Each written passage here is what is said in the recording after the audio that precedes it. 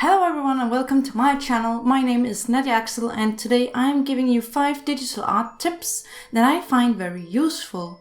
I'm going to show them to you through the speed paint, and whenever I want to show you the trick, I'm speeding down and giving you the explanation. So let's get started.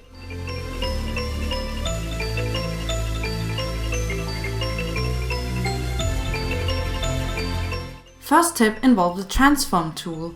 In this case, I want the character to bend her head forward, but I don't need to redraw the entire head. Instead, I select the lasso tool and roughly select the area which I want to move. Next, I use the shortcut Ctrl-T or Command-T on Mac, which activates the transform tool. In the middle of the box, you see this little dot. It's called a pivot point. It means that my selection, if I rotate it, will rotate around this pivot. I want to preview this character's head tilt as realistically as possible, so I move the pivot point simply by dragging it down to the point where I think would be most natural for the character to have a joint. Now it looks more realistic when I preview it. I often use this when I'm moving around eyebrows or limbs as well.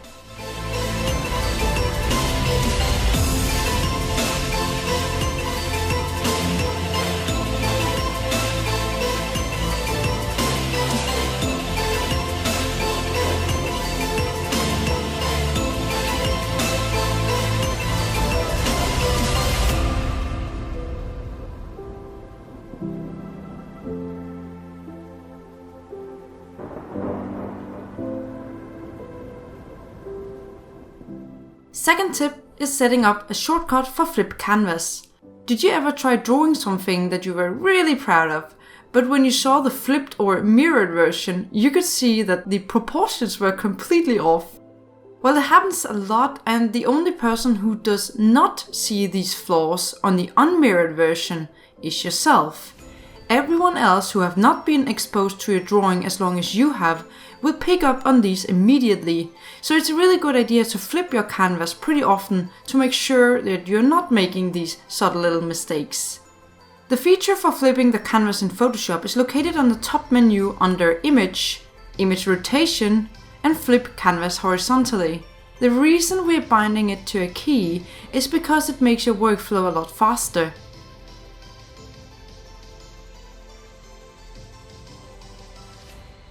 Go to the top menu and click Edit and locate the keyboard shortcuts.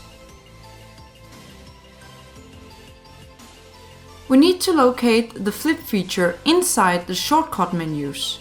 For that we need the shortcuts that access the top menu. In this drop-down menu here, choose Application Menus. Now we need to locate the feature through the same route as we did before manually. Select Image, find Image Rotation, and there you have it. Bind it to a key you do not use for anything else and you're all set up.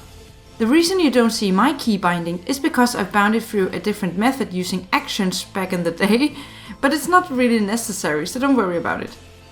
And I'm moving right on to the next tip, and that is to use the Liquify tool.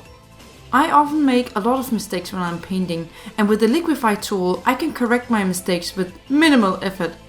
In this case, I want to make a few changes to the character's shoulder and hair. I go to Filter and select Liquify. Now there's a bunch of settings here, and for now just ignore the majority of them. Depending on your Photoshop version, you might have less settings than you see on my screen. This setting called Show Backdrop allows you to choose which of your other layers you want to see behind your active layer.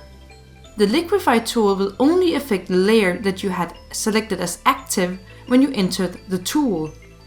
These other layers are just your backdrops. Up here you can adjust the size of your Liquify tool. It's kinda like a brush, but instead of painting, it pushes the content around.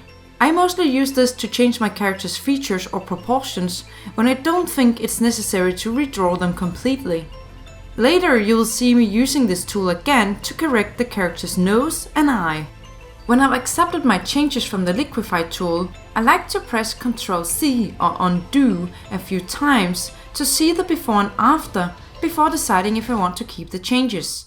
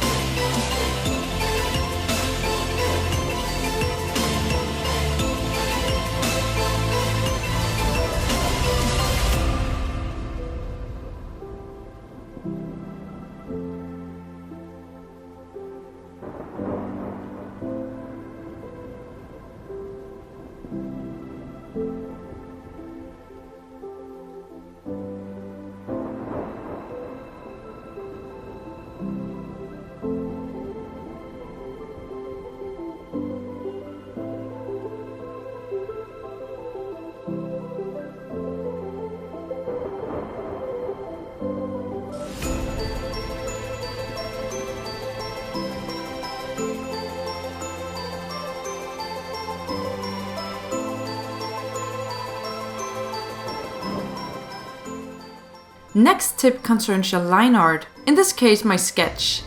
No matter how sketchy or fine my lines are, I like to adjust the layer's blending mode. Most frequently I use multiply, linear color or overlay. It's almost like coloring a line art, but you're just letting the blending mode decide the outcome based on the underlying colors. Remember that a blending mode just decides how your current layer interacts with your other layers. You can see me flipping through the blending modes until I find one that I think suits this particular drawing.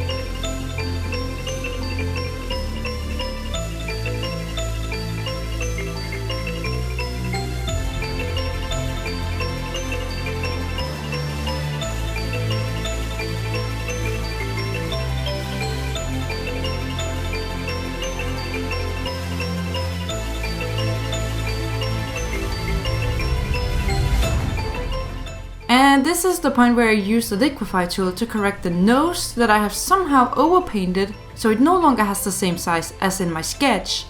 I don't want or need to redraw it, so this is when the Liquify tool can help me.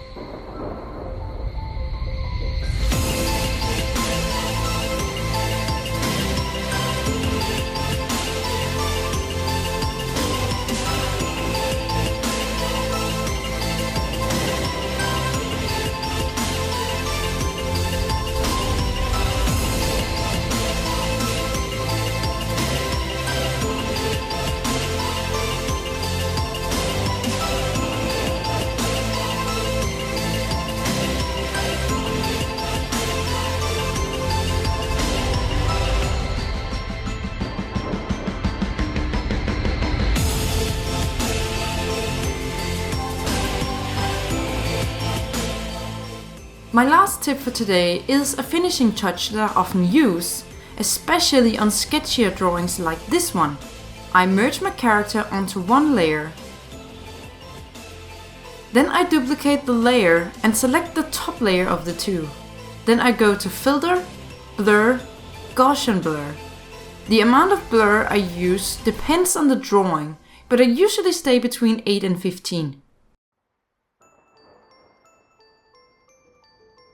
Now I have this blurry version of my character, and now I just flip through the blending modes until I find a mode which shows the kind of effect I'm looking for.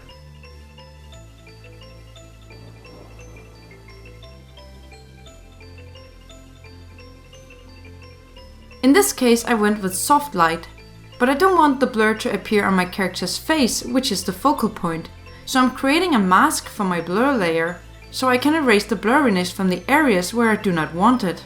If you want to know more about using a mask like this, I also talk about it in my video on becoming a digital artist part 2. Sometimes I don't feel like this Gaussian blur effect is really working, so I'll just leave it out, but in some cases it just adds a little something extra to the drawing, and I think it's a really neat effect.